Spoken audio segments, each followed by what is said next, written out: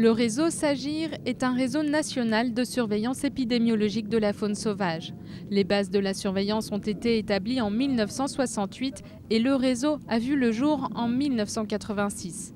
Le réseau SAGIR repose sur la collaboration entre l'Office national de la chasse et de la faune sauvage et les fédérations nationales, régionales et départementales des chasseurs. SAGIR n'est pas un acronyme, SAGIR est un sigle et on a l'habitude de présenter le réseau comme le réseau SAGIR, surveiller pour agir. SAGIR est un réseau national de surveillance des mortalités de la faune sauvage.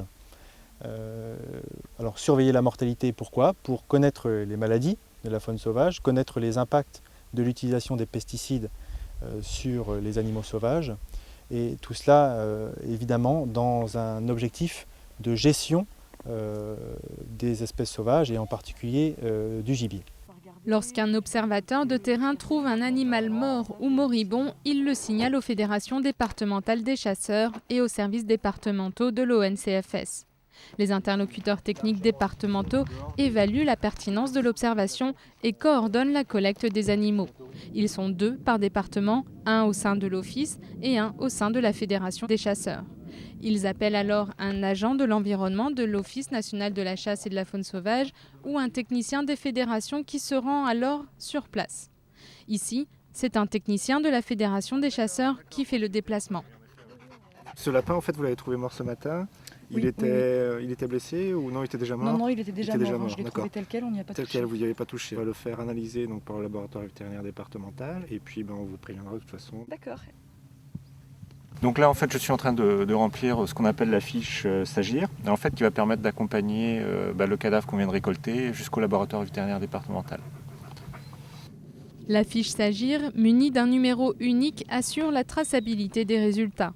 Elle renseigne les autres acteurs du réseau sur l'espèce et les conditions de découverte. Les agents chargés de la collecte précisent, le cas échéant, également leurs hypothèses sur la cause de la mort.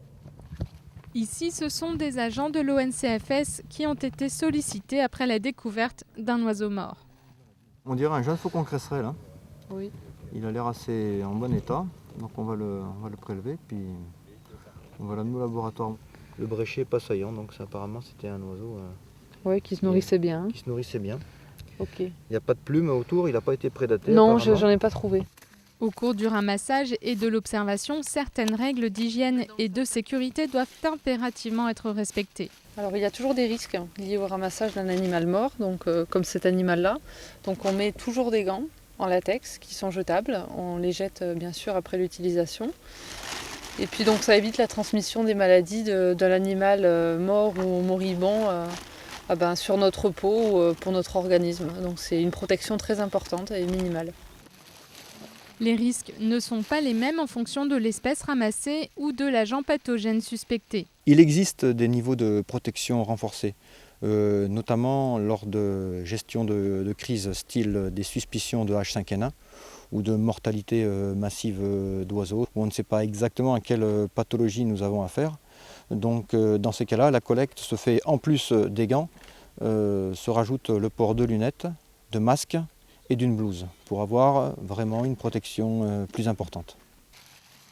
Dernière étape de la collecte, les sacs contenant l'animal et les gants sont placés dans une glacière étanche.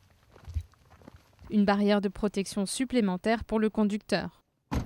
Direction le laboratoire départemental vétérinaire, objectif, autopsie et examen complémentaires qui permettront de déterminer la cause de la mort. Avant de commencer l'autopsie, on examine toujours les informations qui figurent sur la fiche SAGIR, qui fournit des informations essentielles pour orienter le diagnostic et également décider des examens complémentaires qu'il va falloir mettre en œuvre.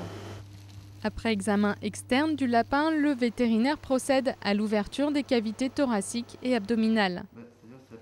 Puis il examine méthodiquement chaque organe pour n'écarter aucune piste. L'état de conservation du cadavre a un effet très important sur l'interprétation qu'on peut donner au résultat de l'autopsie. En particulier, la congélation des congélations a un effet très marqué sur les lésions qu'on va pouvoir observer au cours de l'autopsie et également les résultats des examens complémentaires qu'on va entreprendre, que ce soit la bactériologie, la parasitologie, la virologie ou l'histologie. Les lésions observées à l'autopsie laissent penser que la mort est le résultat d'un choc avec un véhicule. Mais il ne faut pas conclure trop vite et négliger les pathologies associées. Par exemple, une intoxication qui peut modifier le comportement, diminuer les réflexes de l'animal et donc favoriser une collision. L'ensemble des analyses accompagnées de la fiche SAGIR est ensuite transmise par le laboratoire départemental vétérinaire à l'AFSA Nancy qui centralise les données. Une fois les données validées, elles sont saisies au fil de l'eau dans une base de données nationale. Chaque année, les données sont traitées et résumées dans un bilan. Ce bilan permet de faire l'état des lieux des dominantes pathologiques de la faune sauvage en France. Il permet de montrer l'émergence ou pas de nouvelles pathologies. Il permet également de montrer d'éventuels phénomènes toxicologiques et l'extension des maladies à caractère zoonotique. SAGIR est un réseau performant et réactif qui, associé à d'autres systèmes de surveillance, assure une veille efficace de la santé des populations d'animaux sauvages.